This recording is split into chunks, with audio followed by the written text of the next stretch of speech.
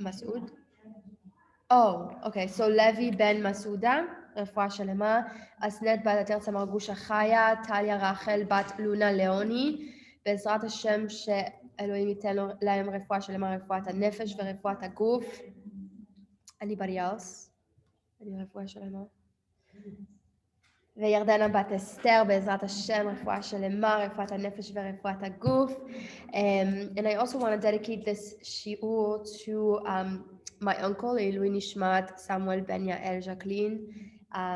May he go up a lot of levels in heaven, Bezrat Hashem. So today we're going to talk about happiness, something that seems obvious to all of us, but actually isn't. So there's something interesting about the pursuit of happiness, that for thousands of years we've been pursuing happiness time and again, and we still haven't found it. We've gone through tons of generations, different centuries, and still nobody has really gotten to, what is the key to success. So there's a story of a little kid that's on all fours in a grocery store, and the man walks in and he says, son, what are you looking for? Can I help you with something? So he says, yeah, I lost $50. So he says, where'd you lose it? So he says, over there. So he says, then why are you looking here? He goes, the light's better here. So this is a really good way to kind of compare that with happiness, where sometimes it's easier to look at where the light is shining, but it's not really where you're going to find happiness. So back in the 1930s, I don't know if some of you were in my shield, the one, Why We Feel Unsatisfied with Our Lives, but some of it is going to be repetitive because it kind of connects. But back in the 1930s, the life expectancy was 50 to 51, where now it's at 80. There were no antibiotics. There were cases of tuberculosis left and right. People were dying at their prime time of their lives. Infant mortality rate was extremely high. When you were outside, you were sweating a lot. There was no AC, there was no air conditioner. You were really sweating bullets, like you were just uncomfortable all the time. Cooking was a chore. There was none of the appliances that we have today, no microwaves, no ovens, no, the spiraler thing. All of those like little things that make our lives easier for cooking, they didn't have that back then. Everything was from scratch.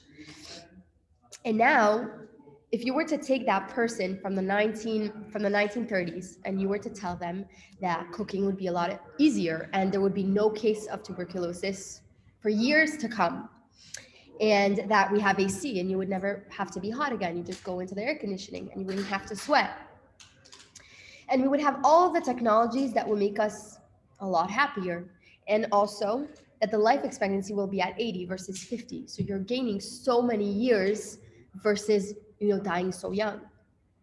What do you think they would have said? No. There's no way that would happen, because if that ever happened, then we would have reached happiness. We wouldn't even have the pursuit of happiness, because we would have reached it already. And today, what's going on? It's actually the opposite. People are more unhappy. So we're having all these technological advances that actually make our lives easier and more comfortable and more amazing and more pleasurable, but then there's more suffering and there's more unhappiness in the world and misery. And so there's a problem here. There hasn't been more people taking antidepressants today, anti-anxiety pills. There hasn't been more psychiatrists and psychologists. They're busier than ever nowadays. And so we're seeing that there's more and more misery in the world. And how come? I mean, everything's becoming so much easier than back then. Less people are dying. We have a higher expectancy rate. So what's going on?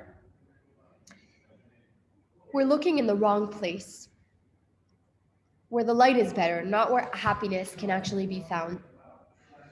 By the way, there's another example, and this is I think where we would reach ultimate happiness, and it actually isn't, is in the portrayal in the movie Elysium. Did everybody watch it? So in Elysium, it's like they have the third world country, and then they fly into the space, and they're singing Misha Nichnas Adar. That's amazing. We should have done that in the beginning of class. So in the movie Elysium, they have the third world country, and then you have to buy the ticket for $30,000, and they fly you into space where it's this amazing world, and you go into this machine and it heals you of anything. Somebody has 7,000 tumors in their body, no problem. Within seconds, they're healthy again. So they go into this machine and everything's perfect again. But you see in the beginning of the movie that when you look at the two worlds, there's misery in both worlds, no matter what. Even in Elysium, where everything's amazing and everyone's so rich, and they have this machine where they can treat every single sick patient out there, but they're still miserable. So then even in that kind of world, we still wouldn't be happy. So the Baal Shem Tov said that Hashem created many creatures. He created angels and the animal kingdom, but when he created them in a state of completion, meaning any animal that you can think of, for example, an alligator, they're always born in a state of completion, meaning that an alligator just has to grow into a bigger alligator. They don't really have a higher purpose. They're in a state of completion, including angels. And animals, they don't go around thinking, why do I eat grass? Why do I live in the jungle? How can I be a better monkey? Like they don't think of those things. They're just thinking, okay, I need to eat today. I need to, whatever it is that they need to do, they're just thinking with their animal instincts. There's a uniqueness in the human being that can't be found in the animal. So the animal is driven strictly by its bodily drives, where a human being needs to find meaning in everything that he does. He needs to find a purpose in every single thing that he does. When Hashem created the human being, he said he will be born in a certain way with the bodily instincts. He didn't remove that, but he said he will also need a higher purpose. So we're born with both. So actually, we're going to discuss this in the Tanya next week about the two forces that make up the human being, which is the animal force and the spiritual force. But remember that the only thing that Hashem doesn't have control over is the human heart. That's the only thing that Hashem says it's going to be up to every single person when they're born to decide, am I giving him the place in my heart, in my life, or am I not giving him the place in my life? And we see Jews today, they're not putting Hashem in their life. It's not even in their heart. And so Hashem can't make that decision for you. We make that decision. Every single one of us makes that decision that we're going to keep Shabbat, that we're going to keep kosher, that we're going to have Hashem in every single thing that we do. Now, when a man fails to live a proper life and to incorporate Hashem in his life, then we're reduced to what the science calls us Homo Sapiens. So Homo Sapiens comes from the word Homo, which is hominids, which is like monkeys, gorillas. It's like that type of what is it called? Species. And sapiens just means with intelligence. So basically, they're saying Homo Sapiens, we're monkeys with intelligence. That's what they're calling us. But we know that's not all we are. We're obviously not just monkeys with intelligence. Okay, yeah, we have animal instincts, and yeah, we have intelligence. But if intellect was the identifying feature of the man, then the most advanced intellectual would be the best person. They would have fulfilled their potential. And we know that's not true. So let me ask you a question. Before World War II, does anybody know which country was the most advanced in the world? Germany. Germany had the most advanced people, the most technological advanced, the most intellectual people on earth were located in Germany. And we know clearly that they weren't the best people. When I was watching a documentary, you guys all have to watch the documentary. I'm going to send it to you in the group. But it's this woman who talks about like the psychology of what happened, in the Holocaust. She was a Holocaust survivor. And she says that somebody who has intellect and somebody who has the highest level of education, who doesn't have a moral compass, it means nothing to me. And why did she say that? Because the most intellectual people were the ones who were gassing the Jews, who made sure that the Jews were suffering. The engineers created the trains in order to make sure that the operations were great. They had the doctors that were doing experiments on the Jews. They were one of the smartest people on earth. They had nutritionists, one of the best nutritionists in Germany, that would make sure that they would have that we would give the exact amount of food to every Jew so that they wouldn't die, but they would still be suffering. Look how crazy. So these people had no moral compass, but they were the most intellectual, right? So we would never be satisfied with intellect or wisdom because that's not all there is. We need more. We're more than just intellect. We're more than our bodily desires. We need to do chesed. We need to pray. We need to get closer with HaKadosh Baruch Hu, and we need to do other things for people. That is what makes us us. If you think back to the founders of the Declaration of Independence, when they said life, liberty, and the pursuit of happiness, they didn't say the pursuit of pleasure, right? Because there's a thin line now between pursuit of happiness and pleasure. It's almost the same thing nowadays. We're always seeking pleasure. The second we feel like we're going to be sad or we're going to go into a rabbit hole of depression, whatever it is, turn on Netflix, invite friends over in order to not confront the feeling of depression, not confront the feeling of anxiety. We're too scared. We're panicking, right? And so what do? We seek pleasure. But that's not happiness. Seeking pleasure is not happiness.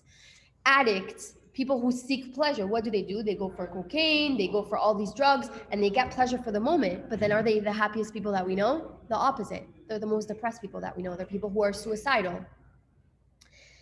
The problem is that when you're seeking pleasure, it's never enough. You keep on seeking it, and then you get it one way, and then you seek another, and then it just has to be a constant cycle. And the second that the pleasure is over, you seek another pleasure. So it's just a bottomless pit. You're not going anywhere. If my life is dependent on pleasure, then the second that it is over, I'm going to seek the next thing. And so I'm constantly dependent on something that gives me pleasure and something that doesn't last. And so that cannot be happiness. So if pleasure is a goal in life, it's essentially an animal trait, right? Because cows, for example, when they're hungry, they go and they eat grass, right? They enjoy it. That's what they seek pleasure. That's their drive, right? Their drive is just to fulfill a need that they have, but it's a bodily drive. It's an animal drive. Comfort is wonderful. It's amazing to feel good, but it's inefficient. True happiness is clearly beyond pleasure. True happiness stems from partnering with Hashem in order to fulfill our potential. So what does that mean now? A unique human being who exercises those human traits that make us different from animals, where we're constantly striving for self-improvement, this is where we reach complete happiness. I'm going to explain. For example, being considerate of others and helping them, making decisions that are morally right, even if it's uncomfortable for you. The ability to forgive others, even if they've done really wrong to you, you still forgive them anyway. The ability to search for the truth. All of these things that I listed can never be achieved by an animal. They can only be achieved by the human being. If you make an attempt at these things that I mentioned, you make yourself higher than the average Homo sapien. You become the real human being that Hashem designed you to be. And I see people that are Jewish and they have Jewish neshamot, but they behave like animals. All they do go is they go after their drive for lust, and they're sleeping around all day. And so for them, this is their fun or whatever it is. But if you ask them deep down, they're lonely at the end of the day. They get lonely. They know that it's a bottomless pit. If you really ask them deep down and you have an honest conversation with them, they know that it's not the real life. We know deep down that this is not the real happiness. So now, while humans and animals are very different, Hashem also created animals in a way where we can learn from them. So does anybody know the life cycle of a salmon? I know it's like a weird question to ask, but basically, it's so interesting. The salmon is born in the river, and what it does is it swims to the ocean. And as it grows, and it gets to its death, which they feel it, they know, they have an intuition, they swim back to the river in order to lay their eggs, and then they die. So they swim back to where they were born. They have this like intuition to know exactly where to go in order to swim back into the river. As the salmon swims around and comes to a cascade, what does it do? It jumps in order to get to the river. If it fails, he swims around, gets more energy, and then jumps again, right? He gets more energy in order to get a little bit stronger or to kind of overcome that really big obstacle. He jumps, and then until he succeeds. But he knows when he's jumping and he's going over these cascades, he still knows where he's going to go. He has this intuitive instinct where he knows where he wants to go, but we don't have that instinct. We have the intellect, for example. We have the intellectual awareness of where we need to go. We have that, but we don't have the instinct that the salmon has. But in a way, we can learn from him that if we have to jump over our challenges in life, we need to re-energize, right? And sometimes we have to kind of like circle back or just move around it and kind of, get our strength in order to overcome the next challenge. And then you go a higher level up, right? This is how we become stronger in life. But we're going around and we're jumping over cascades, but do we know where the goal is? What is the goal? It's clearly not sitting at home watching Netflix documentaries, even though I love Netflix documentaries, but it's not that clearly because it doesn't really bring me happiness. It brings me pleasure for the night and I learn something and it's cool, but it's not true happiness. By the way, TV is also an animalistic thing because it caters to our animalistic drives. So for example, we have the lust drive.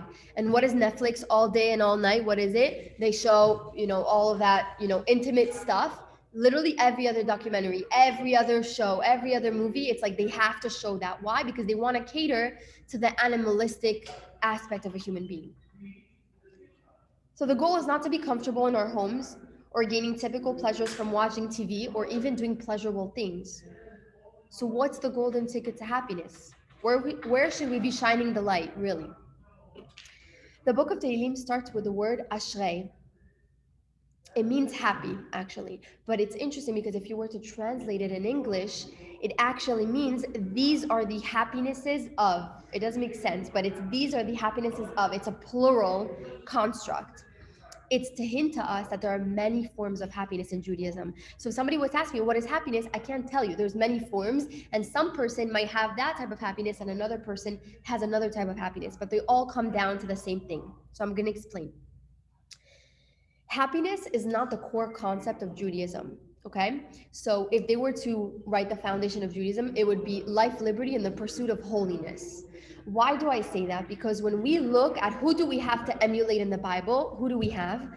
The forefathers, our foremothers. So, for example, Avraham Avinu, Yitzchak Avinu. What did they have in their lives? Only suffering. Only suffering. The most ironic name in the Torah is Yitzchak. Yitzchak, what is Yitzchak? He laughed. But his life was not full of laughter. It was only struggles and only challenges.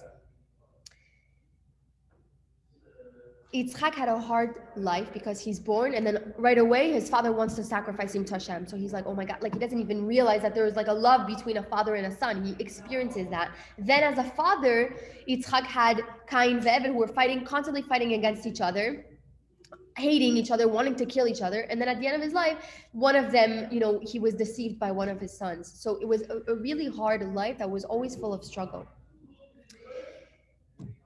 Let's look at another person that we strive to be, Avraham Avinu.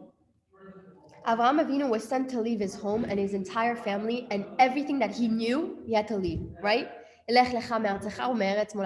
Right? Leave your home, leave the place you were born, leave everything. And he was like, okay, Hashem, I trust you. He goes to the land where Hashem told him to go. What happens? There's a famine. Okay, he has to leave now because he's going to die. And then he had twice in his life where he was going to die, and Sarah had to pretend she was his sister and not his wife because he was scared they were going to take her and they were going to kill him. So he had all of these issues, and plus he had Akedat Yitzchak, right? That Hashem said you have to sacrifice your son.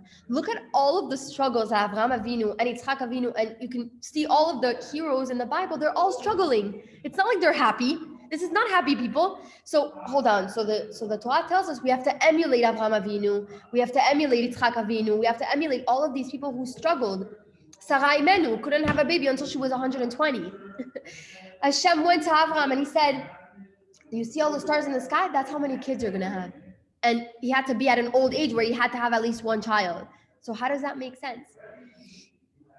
And this is interesting because it says at the end of Avraham Avinu's life, the Torah says he died zaken vesaver. He died old and satisfied with his life. He died a serene death. How do you explain that? He was suffering his whole life, but he died fulfilled. He died fulfilled. It's to show us that there is a kind of happiness in the struggle itself. I'm going to explain. It's not the happiness today where we're deriving pleasure and we think, okay, now we're all smiles. Okay, so we're happy. No. It's filling the gaps of emptiness that we have with the actual challenge and finding that the moments where we take a step back after we've had those challenges and we've overcome it and said, wow, I really learned something here. Wow, I really changed because of that.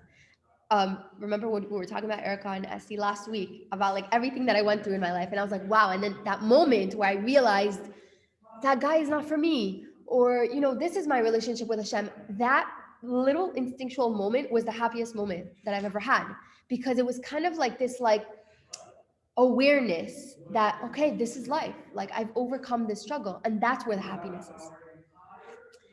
It's not the type of happiness that's being at peace and serene with the universe, because yeah, that's beautiful. But at the end of the day, the type of happiness that comes with struggle and challenge and life of moments and despair is where you'll appreciate it the most and you'll be at your peak.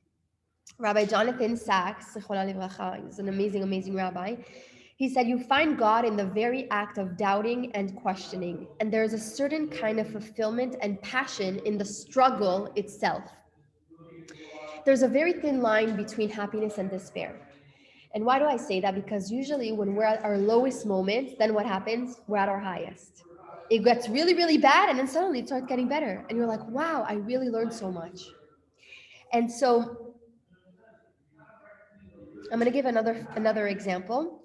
in pregnancy, you go through 9 months of, for me, literal suffering. It was so hard, just because you're fat and you feel disgusting and you're walking around with like a giant belly and you're just not at your best moment. But it's 9 months. And then what happens? You have contractions, and it's the most painful thing. I can't even explain what a contraction is, but you'll see, Bezrat Hashem. Hopefully, you won't feel it. But it's the most painful time of your life. And then what happens? You have that giant scream, and then the baby comes out, and that is life. And that's your happiest moment. And that is the thin line between happiness and despair. By the way, the pregnancy thing I just added, and my husband told me to add that. So he's so wise. I was like, that's so smart. I never even thought of that. He's like, yeah, say the pregnancy thing. I'm like, what? But it's exactly that. It's a perfect example. It's being in the challenge and being able to overcome it. There is that feeling of like, wow, I made it. Like, bring it on, give me something else. Like you're gaining strength from it. And this is where the happiness is derived. That's form number one. Form number two is being simple in the way you live, in the sense that it's not transactional. You just do things because you want to do them, and you just want to be selfless, and you're just giving to others. The act of giving in itself is happiness. And you'll notice that you're happiest when you're making an impact on someone's life. It's all about giving. It's not about the ego. It's about giving. There's a beautiful story of a man who was clinically depressed, and he said, I'm gonna write a letter to the Lubavitch Rabbi to see, like, what am I gonna do? Like, that's it. I'm at the end of life. I can't do it anymore. I'm done. He sent a letter to the Rabbi, and he says, Rabbi, I'm clinically depressed. I meditate every day. I pray to HaKadosh Baruch Hu every day. I do the commandments. I don't know what else to do. And he's so wise. But this is what he sent back. He sent back the exact letter that the man sent him. And he didn't respond with any words. He just circled the first letter of every word. I, I, I, I. And he understood that was the problem. The problem is that we start our day with I. We do everything in our day with I. Where is the other person? It's always about I. If it's always about you, you're not getting anywhere, and you're never going to be happy. So it's always going to be about giving to others. That's another form of happiness. So far we have two types of happiness. So we said one that dwells and manifests in the struggle of man. Number two, one that is self-serenity through the giving of others. And we have a third one. What do you guys think that is? So we said one form of happiness is when somebody is overcoming challenges. Number two, it's one that where they're giving to others, so they reach complete serenity. And then we have a third one. What's the last one? Okay. To love yourself. To love yourself. Okay. Anybody else? Think about what makes you happy, like genuinely happy. Like, when was your happiest time? When you were what?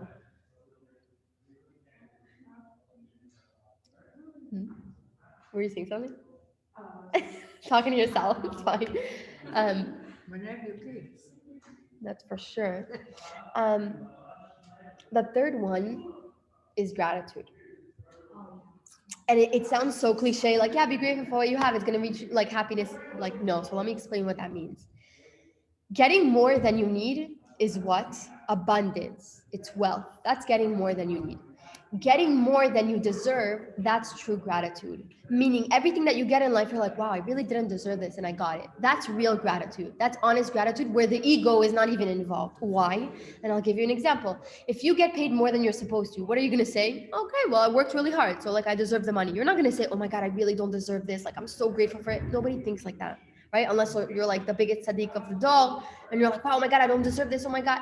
So it's a very hard thing to attain, but at the end of the day, it's just taking every single thing that you get and saying, I really don't deserve this. Thank you, Hashem. I really didn't deserve it. I'm nothing and you are everything, and thank you for everything that you do for me, right? The ego doesn't exist here. It's letting go of the ego.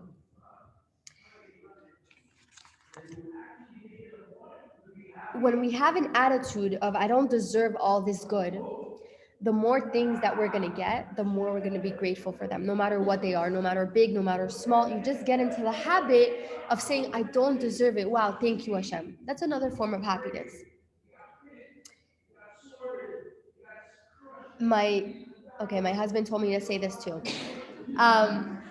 he's so smart. But he says, imagine or remember when we were watching magic tricks, right? So the magician is like, okay, guys, are you ready? And he's like, working on this thing. And then a bunny comes out of the hat. That was like the main thing back then. There was always like a bunny coming out of a hat, right? And so he says, it's not about the bunny coming out of the hat. The actual trick is the entire process until the bunny comes out of the hat. That is the magic trick. If you don't have the beginning, if you don't have the middle, you can't have the end. You cannot have the magic, right? And so he explains happiness is the same way. It sounds cliche, but it's not a destination. It's the entire process of life, of getting through the ups and downs. It's the entire process. And so he says it's the same thing when you go into a massage and you're like, okay, when am I going to feel relaxed? Okay. And you're like thinking of a million things. This is the relaxation. Calm down, like are you waiting till the end? The end is not the relaxed part. It's the entire process of the massage. And so he's so smart, your son. And so the fun is in the moment. The happiness is in the moment. It's not a destination. For me, if I'm going to put my own spin to it, but for me, it's a combination of the three things that I mentioned. Because my struggles make me realize things. And so I find joy in the discovery of, wow, I really was able to handle that situation. Wow, I'm really not that scared now when my son has a fever. My son, he got a fever one time and he ended up being hospitalized for 3 days. It was horrible. But it made me even stronger now because I'm like, I was able to handle it. I was 9 months pregnant. It was crazy. I couldn't even go see him, a horrible, very, very hard challenge for me. But in the end, I realized I was like, oh my gosh, I could never think I could handle it. I wanted to die on the floor, But Hashem was like, you can handle it. Don't worry. Everything's going to be fine. And so in the end, when he got out, when I went to pick him up, oh my God, it was such a emotional time. But my mom was with him for the 3 nights because I wasn't allowed because I was giving birth any moment. And when I went to pick him up and I saw him, I was like, oh my God, it was the moment where the challenge was over. I did it. I made it. It's over. Everything's okay now. And so the happiness is the moment, the split moment right after the challenge where you're like, I made it. I made it here. I'm done. Right? We never think of it this way, but it really is. Your happiest moments are right when something was very, very low in your life. Rabbi Koskas, I don't know if you know him, one of my favorite rabbis. He's the rabbi of Bal Harbor. And we went to a Shiur Torah during Tu B'Shvat. And he said a Shiur Torah, and he said, when we celebrate Tu B'Shvat, it's during the time where the leaves are falling, the trees look like they're about to die. It's the end of their cycle. And we celebrate that specific time. So he goes, that doesn't make sense because on Tu B'Shvat, you would want to celebrate when the trees are all amazing and they look alive and they're full of leaves and, they're full of life. But we celebrate it when they're at the end of the cycle. How does that make sense? And so he says, because at the end of a cycle, at the end of a challenge where you're literally this is rock bottom, is where it goes up. And he goes, and so we celebrate the fact that we've struggled and we've overcome. We've struggled and we've won. And so it's in the struggle that's the beauty in life. And so he says, this is why we celebrate Tu B'Shvat when it's the end of the cycle and not the beginning of the cycle, because we're expecting that there's going to be a very big high. So I don't even know what was my conclusion here. Again, there isn't one form of happiness. It comes in many different ways. And so everybody maybe might manifest it differently. But like we said, really happiness could come in the struggle. Happiness is giving to others. And happiness is gratitude. It's just being thankful for everything that you have and being in the state of mind that I don't deserve this. Thank you, Hashem, for giving it to me. Whatever it is, waking up in the morning, being able to brush your teeth, that you have teeth, whatever it is, we don't realize. We take everything for granted. But if you were to take a stroll in a hospital full of kids that are sick or whatever it is, you would see a completely different perspective. It's just that we're not in those hospitals. Baruch Hashem, thank God, may we never be in those hospitals. But at the end of the day, just having that gratitude sends us in a whole different realm of happiness. And I really, really believe that. And so, by the way, in the meditation next month, we're going to practice a meditation of gratitude, and then we'll do different things. But that's one way of kind of practicing gratitude and applying it to everyday life. So that's pretty much it. Oh, I see a chat here. Mo goes, bli ayin hara, say bli ayin hara.